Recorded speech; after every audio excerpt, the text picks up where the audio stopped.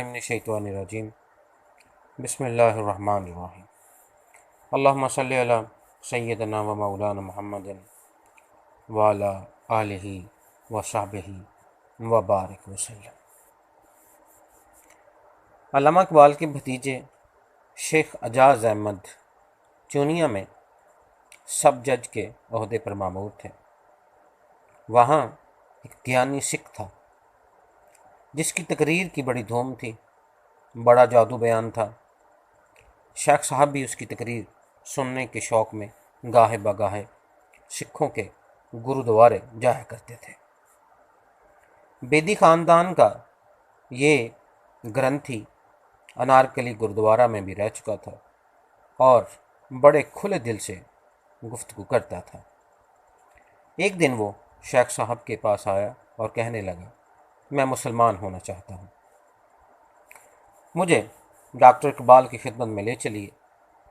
موسم گرما کی تعطیلات ختم ہوتے ہی شیخ اعجاز احمد اس سکھ مقرر کو اپنے ہمراہ لے کر لاہور آئے اور حضرت علامہ اقبال کی خدمت میں حاضر ہوئے۔ سکھ نے پہلے اپنے مشرف با اسلام ہونے کا ارادہ ظاہر کیا، پھر بولا کہ میرے بہت سے بال بچے ہیں، خرچ زیادہ آمدنی کم ہے، کیا اچھا ہو کہ مسلمان ہونے کے بعد میری مالی امداد کی بھی کوئی صورت نکل آئے۔ علامہ اقبال اس گیانی سکھ کی زبان سے مالی امداد کا ذکر سن کر متاثر بلکہ متاسف ہوئے۔ آپ نے جواب دیا، اول تو مسلمانوں کے پاس ایسا کوئی ادارہ نہیں ہے جہاں سے نو مسلموں اور ضرورت مندوں کی مالی امداد کی جاتی ہو۔ دوسرے، مسلمان ہونے کے لیے مالی امداد کی شرط، یہ بات کسی طرح پسندیدہ نہیں۔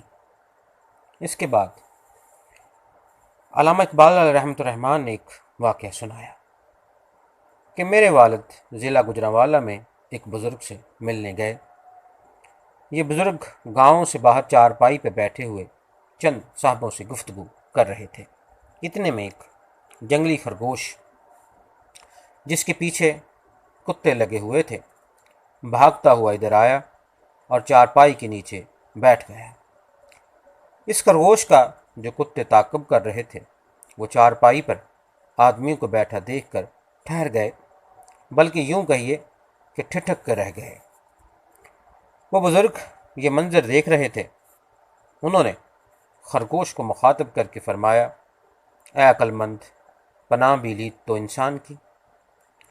علامہ اقبال یہ واقعہ سنا رہے تھے اور ان کا چہرہ تمتماتا جا رہا تھا، یہاں تک کہ ان پہ رقت طاری ہو گئی۔ انہوں نے صوفے پر اپنی ٹھوڑی رکھ دی اور زار و قطار رونے لگے۔ ان کی آنکھوں سے آنسو ابھی تک چھلک رہے تھے، اب موتیوں کی طرح ٹوٹ ٹوٹ کر گرنے لگے۔ گیانی حکیم نے اس حکیمانہ مثال کو کچھ سمجھا کچھ نہ سمجھا، خاموشی کے ساتھ چلا گیا۔